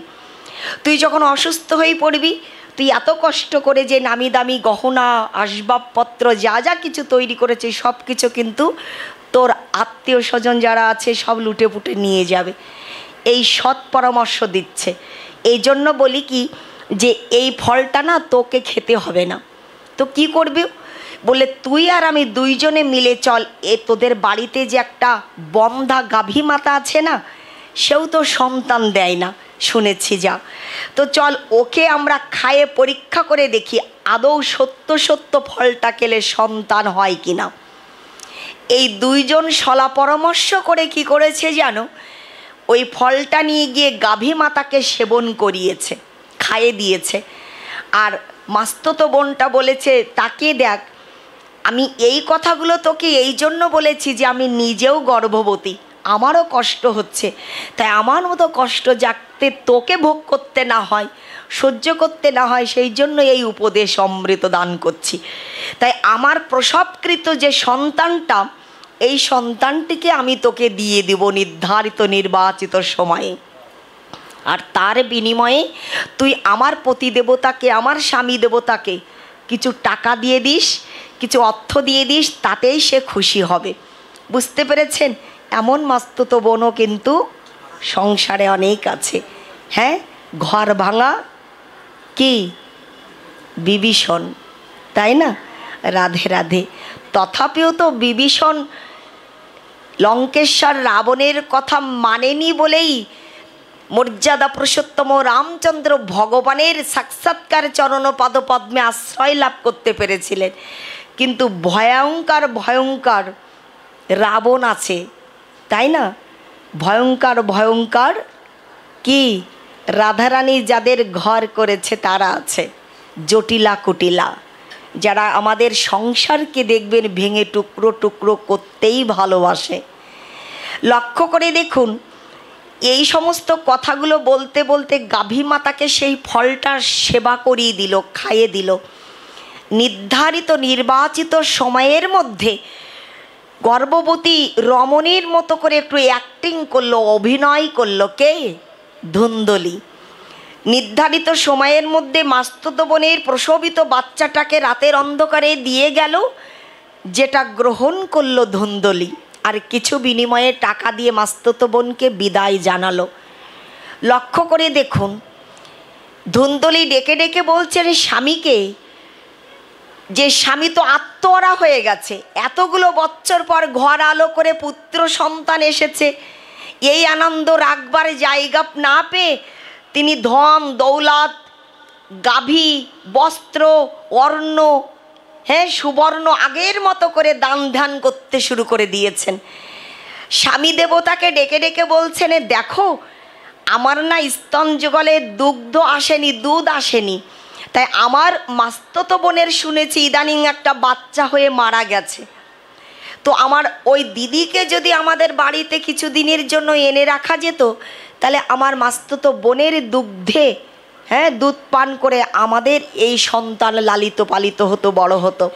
অনেক বছরের পর কত আদরের ধনে যা বলছে স্ত্রী তাই শুনে আত্মদের মাস্তুতো বোনকেও নিয়ে এসে রাখলো। লক্ষ্য করে দেখুন, ঘরে জন্ম নিল কে? পুত্র সন্তান। স্বামী স্ত্রী দুইজনে মিলে নামকরণ করলো, নামের সাথে সাদৃশ্যতা রেখে। স্ত্রী বললেন, আমি জন্ম দিয়েছি, আমি প্রসব করেছি, তাই সন্তানের প্রতি আমার রাইট অধিকার আগে বেশি, তাই আমার নাম ধুন্দুলি, আমি আমার ছেলের নাম রাখবো। তাই নাম রাখলেন ধুন্ধুকারী। নামটা কি রাখলেন? ধুন্ধুকারী। বুঝতে পেরেছেন? বর্তমান সময় দেখছি না, পিতামাতার নামের আদ্যক্ষর নিয়ে সন্তানদের নামকরণ করছি, আর সেই নাম রাখার স্টাইলগুলোও তো একটু অন্যরকম। আমাদের ছেলে মেয়েদের নাম কেমন রাখছি, পিউ টিউ মিউ, কত কিছু নাম, তাই না? কিন্তু মায়েদের চরণে হাত রেখে বলি, যদি নাম রাখতে হয় তাহলে অজামিল যেমন নাম রেখেছিলেন নারায়ণ, যে নারায়ণ নামটা রাখবার বিনিময়ে মৃত্যুর পূর্ব মুহূর্তে ভগবানকে নয়, দূতগণের কবল থেকে রেহাই নিষ্কৃতি মুক্তির জন্য ভয়ে ভীতগ্রস্ত মনোভাবে নারায়ণ নারায়ণ বলেছিলেন বলে আজকে নামাভ্যাসে পাপ মুক্তি হয়ে নিত্য গোলক বৃন্দাবনে ধামে তার গতি হয়েছিল। তাই আমরাও যেন আমাদের সন্তানদের নামকরণ করবার সময় একটু বিবেচনায় দাঁড়িয়ে নামগুলো রাখতে পারি, যাতে মৃত্যুর আগেও অন্তত সন্তানদের নামগুলো ডেকে ডেকেও যেন নামাভ্যাসে অজামিলের মতো করে নিতাই গৌর পাদপদ্ম লাভ করতে পারি। ধুন্ধুকারী নাম রেখেছেন, বুঝতে পেরেছ মা? আর বাইরে নির্ধারিত নির্বাচিত সময়ের মধ্যে ওই গাভী মাতাও কি করেছেন, গর্ভবতী হয়েছেন, তিনিও একটা সন্তান প্রসব করেছেন। কিন্তু গাভী মাতার গর্ভ থেকে তো গোবৎস জন্ম হবে, এটাই স্বাভাবিক না বাবা? কিন্তু ওই গাভী মাতা জন্ম দিলেন কি জানো? একটা মনুষ্য পুত্র, মানুষের মতো পুত্র, শুধুমাত্র কান দুটো গাভীর মতো, গরুর মতো। হ্যাঁ, কান দুটো হচ্ছে গরুর মতো করে, আর পরিপূর্ণ অবয়বটা, তনুটা, বপুটা, শরীরটা, কান্তিটা, মুরলিটা হচ্ছে মানুষের মতো। কেননা বাক্যম ব্রহ্ম, মুনি ঋষি ধ্যানী যোগীগণ, তাদের বাক্য কিন্তু ভগবানের কথা, বাক্য কিন্তু কখনো বিফলে যায় না, মিথ্যা অন্যথা হয় না। বিশ্বাস রাখাটা চাই। ধুন্দুলি বিশ্বাস রাখতে পারেনি, এই জন্য এই গাভী মাতাকে সেই ফলটা সেবা করিয়ে দিয়েছিল। জন্মগ্রহণ করল একটা পুত্র সন্তান। বিভিন্ন এলাকা স্থান থেকে, দূর দূরান্ত থেকে এত মানুষের উপস্থিতি ঘটল যে এই অলৌকিক দৃশ্য দর্শন করবার জন্য। ঘরেও পুত্র, বাইরেও পুত্র, আত্মদেবের এক কী সৌভাগ্যের উদয় হলো। এত বছর তো পুত্র সন্তানই হচ্ছিল না, এখন ঘরেও পুত্র সন্তান, আবার গাভীর গর্ভ থেকে, পেট থেকে গোবৎস জন্ম নিবে, সেখানেও মনুষ্যপুত্র। এই অলৌকিকত্ব দর্শন করবার জন্য সকলে ছুটে এসেছে। সকলের নিকটে প্রশ্ন রাখলো, এই সন্তানের নামকরণ কি রাখবো? জ্ঞানী সমাজ, বিজ্ঞ, হ্যাঁ, ধৃতিজন, তারা তো থাকেন সর্বত্র। সবাই মিলে সিদ্ধান্ত নিলেন, এই সন্তানের নামকরণ করলাম গোকর্ণ। গোকর্ণ মানে গাভীর মতো, গরুর মতো করে কান দুটো, তো এই জন্য গোকর্ণ নাম দিলেন। লক্ষ্য করে দেখুন, এই ধুন্ধকারী ছোটবেলা থেকে, ছেলেবেলা থেকে সমবয়সীদের সাথে কি করলেন, ক্রীড়া করতে করতে, খেলা করতে করতে বড় হলেন। আর গোকর্ণ তার খেলার সঙ্গী সাথী আলাদা। ধুন্দুলি, এই ধুন্দুলির যে সন্তান ধুন্ধকারী, এ অসৎ পথে অসৎ সঙ্গীদের সাথে মেলামেশা করতে করতে অসৎ মনোভাব, মনোবৃত্তি, অসৎ আচরণে আচরণশীল হয়ে বড় হয়ে উঠল। আর ছেলেবেলা থেকে, ছোটবেলা থেকে গোকর্ণ সাধু সঙ্গ, বৈষ্ণব সঙ্গ, মহৎ সঙ্গ করে বড় হলো। এই বড় সঙ্গ করে বড় হয়ে কি করলো, বৃন্দাবনে গিয়ে ভগবানের ভজন সাধনে নিমগ্ন হলো। লক্ষ্য করে দেখুন, সৎসঙ্গে স্বর্গবাস আর অসৎ সঙ্গে সর্বনাশ। আমরা যারা পিতামাতার আসনে বসেছি, এই বিষয়ের দিকে আমাদের অত্যন্ত সুতীক্ষ্ণ নজরদারি করতে হবে, নজর দিতে হবে। আমাদের ছেলেমেয়েরা বর্তমান সময়ে যেভাবে ডিসপারেট হয়ে চলাফেরা করছে, বেপরোয়াভাবে চলাফেরা করছে, যেভাবে অবৈধ অসতের সঙ্গে মেলামেশা করছে, উচ্ছন্নে চলে যাচ্ছে আজ যুব সমাজ, তরুণ সমাজ, ইয়ং জেনারেশন। তাদেরকে যদি আমরা একটা মঙ্গলময়, কল্যাণকারী কোনো কাজে বা পথে, সহজ সরল আলোর পথে, আলোর দিশারি করে তুলতে চাই, তাহলে আমাদের অবশ্যই অবশ্যই নজর রাখতে হবে আমাদের ছেলেমেয়েরা কাদের সাথে সঙ্গ করছে, কাদের সাথে মিলছে, কাদের সাথে মিশছে, কোথায় টাইম পাস করছে, সময় অতিবাহিত করছে, ইত্যাদি ইত্যাদি বিষয়ের দিকে আমাদের দৃষ্টিপাত করতেই হবে। ধুন্ধুকারী অসৎ সঙ্গে সময় অতিবাহিত করতে করতে করতে করতে যখন পরিপূর্ণ যৌবনে পদার্পণ করেছে না, তখন কি করেছে জানো? অবৈধ স্ত্রী, সেই স্ত্রীদের প্রতি আকৃষ্ট হয়ে তাদেরকে সব কি করেছে? অবৈধ উপায়ে নিজের বাড়িতে নিয়ে এসে উপস্থিত হয়েছে। তাদের কামনা বাসনা, তাদের চাহিদা পরিপূরণ করবার জন্য প্রত্যেক দিন চুরি করে, ডাকাতি করে। আজ এ বাড়িতে তো কাল অন্য বাড়িতে, আজ এ এলাকায় তো পরের দিন অন্য এলাকায়, আজ এ মহল্লায় তো পরের দিন অন্য মহল্লায়, এলাকায়, অঞ্চলে দিনের পরে দিন এমন করে চুরি করে চৌর্যবৃত্তি অবলম্বন করে তাদের চাহিদা পরিপূরণ করে চলেছে।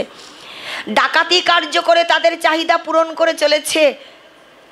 লক্ষ্য করে দেখুন, ধরা পড়বার ভয়ে নিজের পিতাকে প্রহার করতে উদ্যত হয়েছে।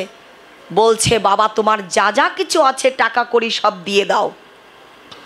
পিতৃদেবকে যখন অর্থের জন্য প্রহার করতে উদ্যত হয়েছে, আত্মদেবে মনোকষ্টে সংসার বিয়োগ করে, সংসারে বিরাগী হয়ে, সংসার ত্যাগ করে, আগে যেমন পুত্র পাওয়ার জন্য সংসার ত্যাগ করেছিলেন, আর আজকে পুত্র পেয়ে পুত্রের আচরণে কষ্ট পেয়ে সংসার ত্যাগ করে অরণ্যের মধ্যে চলে গেছেন আত্মহত্যা করবেন বলে। পিতা অরণ্যের মধ্যে চলে গেছেন বলে এবার মাতৃদেবী ধুন্দুলিকে প্রহার করছে, চুলের মুষ্টি ধরে আঘাত করছে। দাও, তোমার যত অলংকার গহনা আছে, তোমার কাছে যত বাবা টাকা পয়সা যা যা কিছু গচ্ছিত করে রেখে গেছে, সেই ধন সামগ্রী তুলে দাও। কেন? অবৈধ স্ত্রী যাদের সংসারে পরিবারে ঘরে নিয়ে এসে তুলেছে, তাদের চাহিদা চাওয়া পাওয়া মেটাবে, পরিপূরণ ঘটাবে। তাই লক্ষ্য করে দেখুন, নিজের সন্তান যদি এমন করে কোনো মাতাকে, জননীকে প্রহার করে, আঘাত করে, তার বেঁচে থাকার চাইতে মরে যাওয়া ভালো না? মনের কষ্টে ধুন্দুলি কি করলো জানো? আত্মহত্যা করতে উদ্যত হলো, কিন্তু পারল না। ডেকে ডেকে বলছে, যদি তোমার যা কিছু আছে সব আমায় দিয়ে না দাও, তাহলে তদনন্তীনকালে লক্ষ্য করে দেখবেন, পুরানো মানুষ, আমার দাদু ভাইয়ের মতো করে যে পুরানো জন যারা আছেন, অধিকাংশ বাড়িতে কুয়া থাকতো, কুয়া খোঁচা থাকতো। সেই কুয়া দেখি বললে, এই কুয়ার মধ্যে তোমাকে ফেলে দিয়ে তোমার মৃত্যু অনিবার্য করে দেব, তোমার মৃত্যু ঘটিয়ে দিব, এমন কথা বললে সেই কুয়ার মধ্যে ঝাঁপ দিয়েই ধুন্দুলি মৃত্যুবরণ করেছিলেন। এর চাইতে মরে যাওয়া ভালো। যে সন্তান মাকে মারতে চায়, যে সন্তান পিতাকে আঘাত করে, অপমান অসম্মান করে, কষ্ট দিয়ে বাড়ি থেকে তাড়িয়ে দেয়, মাতৃদেবীর মৃত্যু হয়ে গেল। চুরি করে, ডাকাতি করে একের পর এক তাদের চাহিদাও বর্ধিত হতে লাগলো, বাড়তে লাগলো। তাদের চাহিদা মেটানোর জন্য চুরি ডাকাতি সব, এমন কোনো অন্যায় কার্য নাই, কাজ নাই যা ধুন্ধুকারী করে না। অবৈধ অসাথে নারীর গণ তারা মনে মনে একদা আলাপ আলোচনা করলো, মনস্থির করলো, আমাদের চাহিদা পরিপূরণ করবার জন্য চুরি করছে, ডাকাতি করছে। চোরের একদিন আর গৃহস্থের কয়দিন বাবা? সাই দিচ্ছেন? চোরের 10 দিন আর গৃহস্থের একদিন।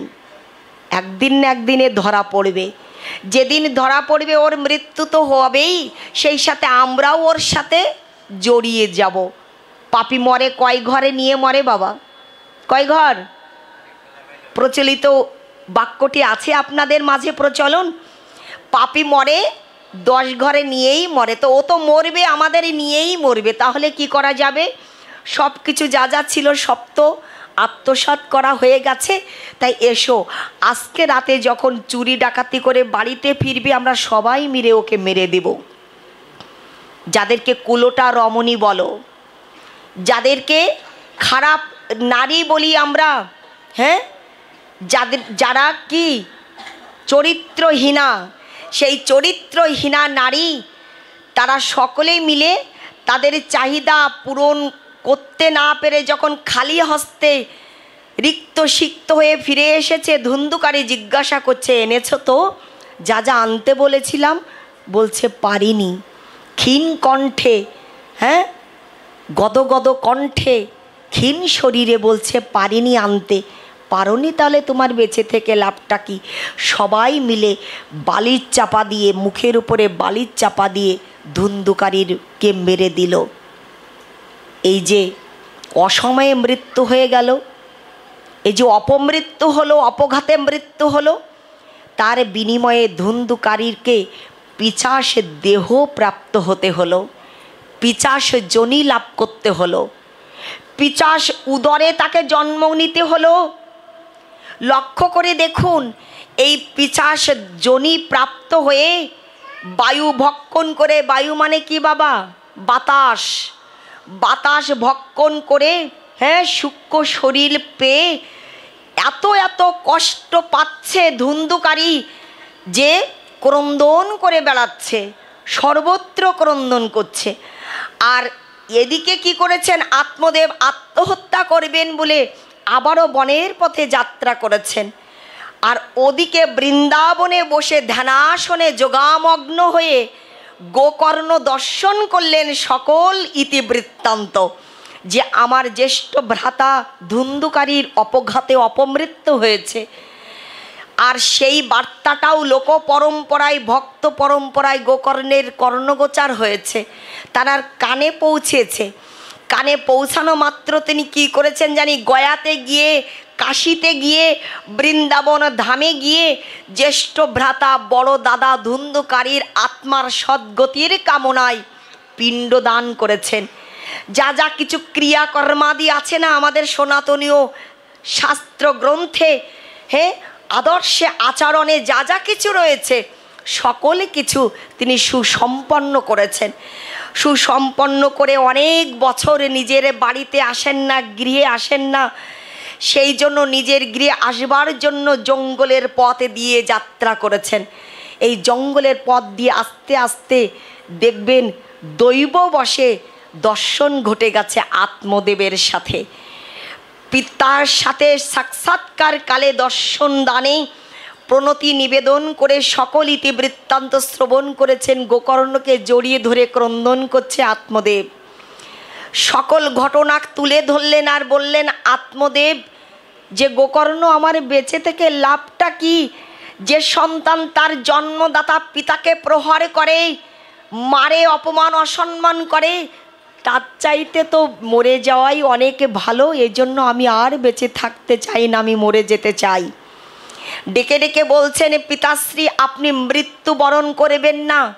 কারণ ওই যে বললাম, মৃত্যুবরণ করলে কি হবে? আপনার জীবনে অধঃপতন নেমে আসবে, ডিমোশনটা নেমে আসবে, আপনাকে আবার কোনো অধম কুলে গিয়ে জন্মগ্রহণ করতে হবে। তাই বলি কি, আপনি একটিবার মনুষ্য জনমকে ধন্য সাধ্য করবার জন্য আমি আপনাকে গৃহে ফিরে যেতে বলবো না, বরং বলবো শ্রীধাম বৃন্দাবনে আপনি যান। বৃন্দাবনে গিয়ে রাধা গোবিন্দের চরণ পাদপদ্মে নিজেকে সমর্পণ করে বাকি জীবনটা আপনি ভজন সাধনের দ্বারা আপনি ধন্য হন, জয়যুক্ত হন। আপনি বৃন্দাবনে গিয়ে ভজন সাধনকে আশ্রয় করুন, সম্বল করুন, তবে আপনার মনুষ্য জন্মটা ধন্য হয়ে যাবে। নিরিদেহ মাদ্যাংশু লাভাংশু দুর্লভং পুলাবাংশু কল্পং গুরু কর্ণধারাং ময়া অনুকূলে নবশত রীতাং পুমান ভবের ধিগ্ন সরেত সৎমহ।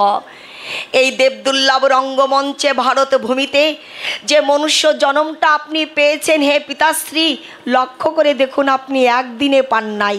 আমাদের ব্রহ্মবৈবর্ত পুরাণে, বিষ্ণু পুরাণে জানিয়ে দিয়েছেন, জল জানব লক্ষানি স্থাবরা লক্ষ বিংশতি ক্রিময় রুদ্র সংখ্যা পক্ষিণাম দশলক্ষকম ত্রিংশ লক্ষানি পশবা চতুর্লক্ষানি মানবা।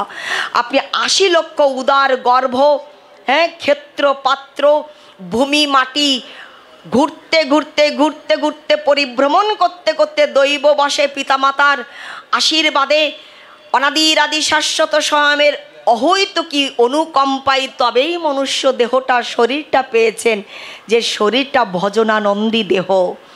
সাধুগুরু বৈষ্ণব ভজনের একমাত্র উপযুক্ত শরীর, তাই সেটাকে নষ্ট করবেন না। বৃন্দাবনে গিয়ে ভজন সাধনকে অবলম্বন আশ্রয় করুন। এই ইত্যাদি ইত্যাদি ভাগবতীয় আলোচনা, ভাগবতীয় তত্ত্বজ্ঞান আত্মদেবকে প্রদান করে বৃন্দাবনের উদ্দেশ্যে যাত্রা করিয়ে দিলেন। লক্ষ্য করে দেখুন, আমরা আত্মদেবের ইতিবৃত্তান্ত অবলোকন করে যেটা অবগত হতে পেরেছি, জানতে পেরেছি, আমাদের শাস্ত্রগণ যেটা জানিয়েছেন যে বাকি জীবনটা বৃন্দাবনের ভূমিতে মাটিতে সাধন ভজনে রত আত্মদেব মৃত্যুর পূর্ব মুহূর্তে স্বয়ং ভগবান এসে নিজে হাতে করে রথে সাজিয়ে তার নিত্যধামে নিয়ে গিয়েছিলেন। অন্তকালে চামামে বাসারণ মুক্তা কলেবরাম যা প্রতি সমদ্ভবম জাতি নাস্তত্র সংশয়া ইয়ম ইয়ম বাপি শরণ ভাবম তেজোত্তন্তে কলেবরাম তুয়ং তমে বৈত কন্ত্য সদা তদ্ভাব ভাবিতা। লক্ষ্য করে দেখুন, নিত্য গোলক বৃন্দাবন ধাম প্রাপ্তি ঘটল আত্মদেবের। গোকর্ণ এবারে ধীরে ধীরে নিজের বাড়িতে এসেছেন। বাড়িতে যখন এসে ঘরের মধ্যে কুঠিরের মধ্যে অবস্থান করছেন, তখন শ্রবণ করছেন বাইরে বিকট শব্দ হচ্ছে, হঠাৎ করে প্রচণ্ড ঝড়ো হাওয়া সৃষ্টি হচ্ছে, তাণ্ডব সৃষ্টি হচ্ছে। এই শব্দ শ্রবণ করে গৃহ থেকে উঠানে আঙিনায় এসে দর্শন করছেন কখনো গাধা, কখনো গলা কাটা, মুন্ড কাটা মহিষ, ভেড়া ইত্যাদি ইত্যাদির রূপ ধরে গোকর্ণকে ভীতিগ্রস্ত করবার চেষ্টা করছে, কেউ ভয় দেখানোর চেষ্টা করছে। আস্বাদন করুন, আমরা ছোট করে বলেই পাঠ আমার কীর্তনিয়া দাদাদের শ্রীচরণে তুলে দেব, শ্রীহস্তে তুলে দিব। কিছুটা সময় আমরা কীর্তনের আবেশে কীর্তন আনন্দ করব, তারপর প্রসাদ গ্রহণ করবেন, তারপরেই আপনারা নিজের নিজের আলয়ে যাত্রাপূর্বক চলে যাবেন। আবার আগামী করল সকাল সকালে চরণধুলি দানে আমাদেরকে কৃতকৃতার্থ করবেন। আমরা শ্রবণ করতে বসেছি ভাগবতের মহিমা, বলেই পাঠে বিশ্রামী দিব। লক্ষ্য করে দেখুন, গোকর্ণ দেখছেন ইত্যাদি ইত্যাদি রূপে যখন আমাকে ভয় দেখানোর চেষ্টা করছে, ওনার হাতে কমণ্ডলু রয়েছে, কমণ্ডলুর কয়েক ফোঁটা জল হস্ত করকমলে, হস্ত করপল্লবে ধারণ করে মন্ত্রপুত করে সেই বাতায়নকে উপলক্ষ করে নিক্ষেপ করে ছুড়ে দিলেন। তাৎক্ষণিকভাবে নিজের মূরতি ধারণ করে ধুন্ধুকারী ক্রন্দন করছে, কান্না করছে, আর ডেকে ডেকে বলছে, ভাই আমি আর কেউ নই, আমি তোর জ্যেষ্ঠ ভ্রাতা বড় ভাই ধুন্ধুকারী। তুই তো শুনেছিস, সবটাই অবগত আছিস, আমার অপমৃত্যু হয়েছে, অসৎ সঙ্গে মিশে মিশে, খারাপ সঙ্গে অবৈধ সঙ্গে মিশে আমার অকালে মৃত্যুবরণ হয়েছে, আর সেটা অবৈধভাবে অপমৃত্যু হয়েছে। তাই আমি পিশাচে জন্ম পেয়েছি, পিশাচে জন্ম পেয়ে আমি বায়ু ভক্ষণ করে দিন অতিবাহিত করছি, আমার বড় কষ্ট হচ্ছে, তাই আমার মুক্তির উপায় বলে দে। আমি কি করলে মুক্তি লাভ করতে পারবো, উদ্ধার লাভ করতে পারবো, এই কষ্ট থেকে পরিত্রাণ পাবো, আমার উপায় পথে বলে দে। গোকর্ণ ডেকে ডেকে বলছে, দাদাশ্রী আমি যে আপনার উদ্দেশ্যে সব কিছু ক্রিয়াকর্ম করেই তবে এসেছি, গয়াকাশে বৃন্দাবন ধামে যা যা কিছু করণীয় সবই তো করে এসেছি, তথাপিও আপনার মুক্তি হয়নি। বললেন, না ভাই, এর পরেও আর যা আছে তাই তুই আমার জন্য কর, তবে আমি এই কষ্ট আর সহ্য করতে পারছি না। গোকর্ণ তখন কি করলেন জানো বাবা, গ্রামের যত যত ব্যক্তিত্ব আছেন সবাইকে ডেকেছেন, নিজের গৃহে নিজের বাড়িতে আহ্বান করেছেন, আপনারা বলুন, সিদ্ধান্ত দিন আমায়।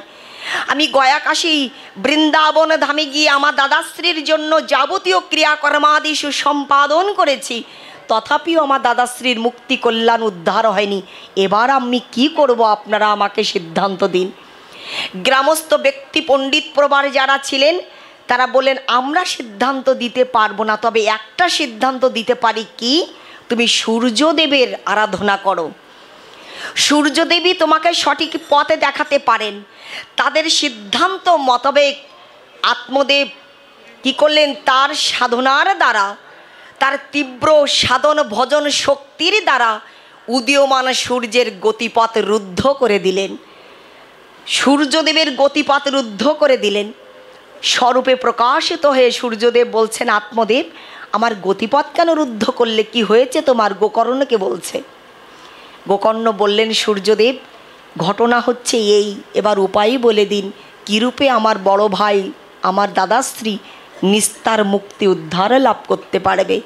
সূর্যদেব সকল কথা শ্রবণ করে ডেকে ডেকে বললেন, এই কথা, তবে উপায় একটা আছে। তুমি যতই গয়াকাশে বৃন্দাবনে গিয়ে পিণ্ডদান সহ আরও ক্রিয়াকর্মাদি সুসম্পাদন করো না কেন গোকর্ণ, তোমার আসল কাজটাই তো বাকি রয়ে গেছে, আসল কর্মটাই তো তোমার করা হয়নি। সে আসল ক্রিয়া তথা কর্মটা হচ্ছে তুমি ভাগবত সপ্তাহের আয়োজন করো। এই ভাগবত কথা শ্রবণ করে তোমার জ্যেষ্ঠ ভ্রাতা ধুন্ধুকারী সকল পাপ থেকে অপরাধ থেকে মুক্ত হয়ে নিত্য গোলক বৃন্দাবন ধাম প্রাপ্ত হবে। সূর্যদেব উপদেশ অমৃত প্রদান করে চলে গেলেন বিদায় নিয়ে। গোকর্ণ কি করেছেন? সকল ভক্তদের নিমন্ত্রণ আহ্বান করেছেন, সবাইকে সম্মুখে রেখে ভাগবত সপ্তাহের আয়োজন করেছেন। বাবা ভাগবত সপ্তাহের আয়োজন করে নিজে স্বয়ং প্রবচনকারী হয়ে ব্যাসাসন অলঙ্কারিত্ব করে ধ্যানাসনে ব্যাসাসনে বসেছেন। আর ধুন্ধুকারীকে ডেকে ডেকে কি বলেছেন যেন? দাদাশ্রী এই উঠানে আঙিনায় কয়েকটা বাঁশ পুঁতে দিয়েছেন বংশ।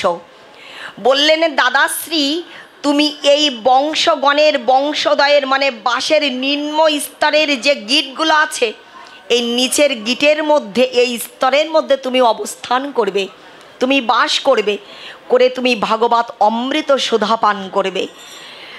যখন সকাল থেকে সন্ধ্যা পর্যন্ত ভাগবত পরিবেশনের পর ভাগবতে বিশ্রামে দেওয়া হবে, তখন একটা বাঁশের গিট বিকট প্রচণ্ড প্রকট শব্দ সৃষ্টি করে ফেটে যাবে। তুমি যেন ভয় পেও না দাদাশ্রী, তুমি ওপরের স্তরে উপবেশন করে ভাগবত অমৃত পান করবে, এই সুধা পান করবে, ভাগবত কথা শ্রবণ করবে। 7 দিনে 7টা গিট ফিটে যাবে, তারপরেই তুমি উদ্ধার মুক্তি লাভ করবে। আজ গোকর্ণের কথা শ্রবণ করে ধুন্ধুকারী 7 দিনে বসে বসে ভাগবত কথা শ্রবণ করল। একটি একটি করে গিট ফেটে যায় বাবা, ভাগবত এক এক দিন করে বিশ্রামে যায়, আর একটি একটি করে বাঁশের গিট ফেটে যায়। ধুন্ধুকারী ওপরের স্তরে উন্নীত স্তরে আরোহণ করে ভাগবত কথা শ্রবণ করতে থাকে। 7 দিন যখন অতিবাহিত হয়ে যায়, তখন সেই বাঁশের ভেতর থেকে, বংশের ভেতর থেকে ধুন্ধুকারী সুঠাম দেহ, সুবর্ণমণ্ডিত দেহ, মানে সোনার মতো অঙ্গকান্তি, খুব তরুণ যুবকের ন্যায় গোকর্ণ শ্রীবদন থেকে উচ্চারিত ভাগবত অমৃত পান করে নূতন করে জনম লাভ করে সকলের সম্মুখে ফিরে এলো। আজকে ধুন্ধুকারীর এহেন প্রত্যাবর্তন দর্শন করে সকলে বিস্মিত হয়ে গেলেন এবং সকলেই সচক্ষে দর্শন করলেন। তাই শুধু নয়, যে পূর্বের চাইতে আগের চাইতে দ্বিগুণ সৌন্দর্যমণ্ডিত দেহ পেয়ে সোনার মতো অঙ্গকান্তি, অঙ্গছটা, অঙ্গজ্যোতি লাভ করে ধুন্ধুকারী ফিরে এসেছে। তাই শুধু নয় বাবা, আজকে বৈকুণ্ঠ থেকে বৈকুণ্ঠ দূতগণ সোনা দিয়ে একটা সোনার রথ সুন্দর করে পুষ্প চন্দনে দিয়ে ফুলের মালা দিয়ে সাজানো, সোনার একটা রথ নিয়ে এসে উপস্থিত হয়েছেন। বৈকুণ্ঠ দূতগণ এসে ডেকে ডেকে বলছেন, ধুন্ধুকারী আসুন, আপনাকে আমরা নিতে এসেছি। ধুন্ধুকারীকে নিতে এসেছেন বৈকুণ্ঠ দূতগণ। এই কথা শ্রবণ করে উপস্থিতি যারা শ্রোতা শ্রোতৃবৃন্দ ছিলেন, তারা এক বাক্যে ডেকে ডেকে বলছেন, ওহে বৈকুণ্ঠ দূতগণ, এই গোকর্ণ রূপ ভক্তের শ্রীবদন থেকে ধুন্ধুকারী যেমন ভাগবত কথা শ্রবণ করেছে, আমরাও তদনুরূপভাবে উপবেশনে রতপূর্বক ভাগবত অমীয় সুধা পান করেছি। তাহলে রথে যদি আসতে হয়, রথে যদি নিয়ে আসতে হয়, শশা ব্যক্তিবর্গের জন্য রথ নিয়ে আসবেন। আপনারা একটি রথ কেন নিয়ে এসেছেন? আর রথে নিয়ে যাওয়ার জন্য শুধু ধুন্ধুকারীকে কেন নির্বাচন করেছেন? আমাদের জন্য রথ কেন আসেনি? বৈকুণ্ঠ দূতগণে ডেকে ডেকে বললেন, এই উত্তর আমাদের কাছে নয়, ভক্তপ্রবার বৈষ্ণব কুলতিলক গোকর্ণের কাছে রয়েছে। গোকর্ণ ডেকে ডেকে বলেছিলেন, এই কথাটা বলেই আজকের মতো পাঠ হৃদয়ে বিশ্রামে রাখবো। ডেকে ডেকে বলেছিলেন, দেখো যেদিন পরীক্ষিতের ভাগবতী আয়োজনে শ্রীলা শুকদেব গোস্বামী পাদ ভাগবত কথা ব্যক্ত পরিবেশন করেছিলেন, সেই দিন বক্তা ছিলেন শ্রীলা শুকদেব গোস্বামী পাদ, কিন্তু শ্রোতার আসন অলঙ্কারিত করে 60 মুনি ঋষি ধ্যানী যোগীন্দ্রগণ, কর্মীজন, জ্ঞান তাপস পণ্ডিত বিজ্ঞ তানারা উপস্থিত হয়েছিলেন। কিন্তু পরীক্ষিত মহারাজের ভাগ্যে যে সুকৃতি ঘটেছিল, প্রাপ্তি ঘটেছিল, সেই প্রাপ্তি কিন্তু আর যারা বসেছিলেন তাদের ভাগ্যে ঘটেনি, জোটেনি। ঠিক তদ্রূপভাবে আজকে গোকর্ণের শ্রীবদন থেকে ভাগবত অমৃত সুধা শ্রবণ করেছেন আপনারা সকলে, কিন্তু যে প্রাপ্তিটা ধুন্ধুকারীর ভাগ্যে ঘটেছে, সেই প্রাপ্য বস্তু প্রাপ্তিতে আপনারা বঞ্চিত হয়েছেন, তার একমাত্র কারণ হচ্ছে শ্রবণের পার্থক্য। পার্থক্যটা কি বাবা? শ্রবণের। কারণ ধুন্ধুকারী যে মনোনিবেশ ঘটিয়ে, যে প্রবৃত্তি মনোবৃত্তিতে, যে মনে দাঁড়িয়ে, যে ভাবনায় চিন্তনে শ্রদ্ধাশীলতায় দাঁড়িয়ে, যে ভক্তিতে প্রীতিতে অনুরাগে দাঁড়িয়ে ভাগবত শ্রবণ করেছে, আস্বাদন করেছে, তোমরা তেমনভাবে পারোনি। কেন পারোনি জানো?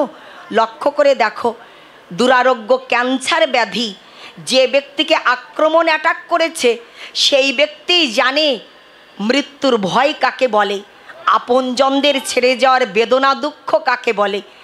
সেই বেদনায়, সেই ব্যথায় ব্যথিত হয়ে, সেই হৃদয়ে আপনজনদের ছেড়ে যাওয়ার সেই ব্যথায়, সেই বিরহ হৃদয়ে নিয়ে, সেই কষ্টে বসে বসে আকুলতায় ব্যাকুলতায় সম্পূর্ণ সমর্পিত মনোভাবে সে দেখবে ভাগবত কথা শ্রবণ করে, যেটা ধুন্ধুকারী করেছে।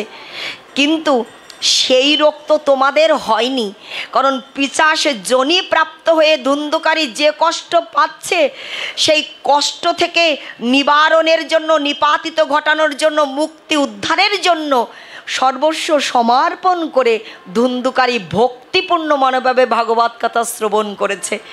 যে জায়গায় দাঁড়িয়ে তোমরা ধুন্ধুকারীর অনুরূপ করে মতো করে ভাগবত কথা শ্রবণ করতে পারোনি, ব্যর্থ হয়েছ। সেই জন্য ধুন্ধুকারীর জন্য বৈকুণ্ঠ গোলক বৃন্দাবন ধাম থেকে সুবর্ণমণ্ডিত রথ এসেছে, কিন্তু তোমাদের জন্য আসেনি। পার্থক্য হলো শ্রবণের। ভাগবত কথা শ্রবণ করতে গেলে পরীক্ষিত মহারাজের মতো করে, হরিদাস ঠাকুরের মতো করে শ্রোতা হয়ে তবেই ভাগবত কথা শ্রবণ গ্রহণ আস্বাদন করতে হয়। আপনাদের মতো ভক্ত হয়ে ভাগবত কথা শ্রবণ করতে হয়, তবেই না ভাগবত শ্রবণের সার্থকতা।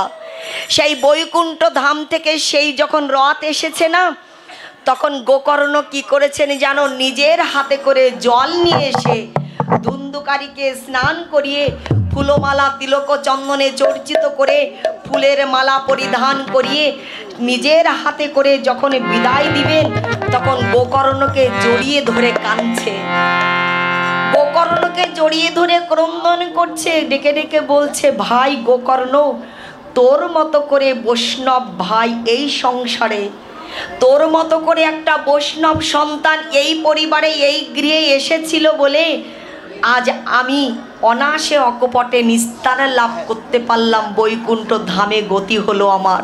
হ্যাঁ, তোর মতো বৈষ্ণব ভাইকে পেয়েছি বলে আমার জীবন ধন্য হয়ে গেল, ক্রন্দন করছে। আর গোকর্ণ কান্না করছে, দাদা এই জগতে বাবা নাই, মাতা নাই, একমাত্র জ্যেষ্ঠ ভ্রাতা বড় ভাই তুমি ছিলে, যাকে আমি দাদা বলে ডাকতে পারতাম, সেও আজকে তুমি বিদায় নিয়ে চলে যাচ্ছ বৈকুণ্ঠ ধামে। তাই বলি কি, এই জগতে আপন বলতে আমার আর কেউ থাকলো না, তবুও বলি যে ধামে যাচ্ছ তুমি, সেই ধাম যেন তোমার জীবনে চিরসুখ বহন করে নিয়ে আসে। তুমি যেন চিরসুখে সুখী হতে পারো, ভজন জগতে যেন জন্ম জন্মান্তরে তোমার বসতি স্থাপন করে বসবাস করে নিত্য গোলক বৃন্দাবন সেবায়, নিত্য অপ্রাকৃত সেবায় যেন তুমি যুক্ত থাকতে পারো। তুমি অপ্রাকৃত সেবায় যেন যুক্ত থাকতে পারো। ক্রন্দন করতে করতে রথে আরোহণ করে দিলেন। আর বৈকুণ্ঠ দূতগণ ধুন্ধুকারীকে রথে আরোহণ করে বৈকুণ্ঠের পথে তারা গমন করলেন, যাত্রা করলেন। উপস্থিত সকল ভক্তবৃন্দ গোকর্ণের উদ্দেশ্যে আর ধুন্ধুকারীর উদ্দেশ্যে প্রেমপূর্ণ মনোভাবে দুই বাহু উত্তোলন করে প্রেম ধ্বনি, জয়ধ্বনি, মঙ্গল ধ্বনি প্রদান করলেন। হরিবল। সুধীজন, আমরা শ্রবণ করতে বসেছিলাম ভাগবতের মহিমা। এই এক সপ্তাহ ধরে ভাগবতের আয়োজন দেখবেন সকলেই করতে পারেন না, তথাপিও আমাদের শাস্ত্রে ছোট করে জানিয়ে দিয়েছেন, তমাদি দেবং করুণা নিধনাং তমাল বর্ণাং সুহিত অবতারাম অপার সংসার সমুদ্র সেতুং ভজা মহে ভগবত স্বরূপ। জগতে কেউ যদি ভাগবত রূপ তরণীতে আরোহণ করতে পারে, তাহলে ভাগবতটাকে সেতুর সাথে তুলনা করা হয়েছে। বাবা, সেতু, সেতু চেনেন তো? যা দিয়ে অনায়াসে অকপটে নদী পার হওয়া যায়, যা দিয়ে লঙ্কেশ্বর রাবণের কবল থেকে, রাজ্য থেকে সীতাপতি, অর্থাৎ রামচন্দ্রের ঘরণী জানকী মাতা সীতা মাতাকে উদ্ধার করা হয়েছিল। সেতু বন্ধন করেই তো অঞ্জনপুত্র, পবনপুত্র, বানরকুল, হনুমানকুল তারা সেতু বন্ধন করেছিলেন, যে সেতুর উপর দিয়ে অনায়াসে অকপটে গিয়ে সীতা মাতাকে, জানকী মাতাকে উদ্ধার করা হয়েছিল।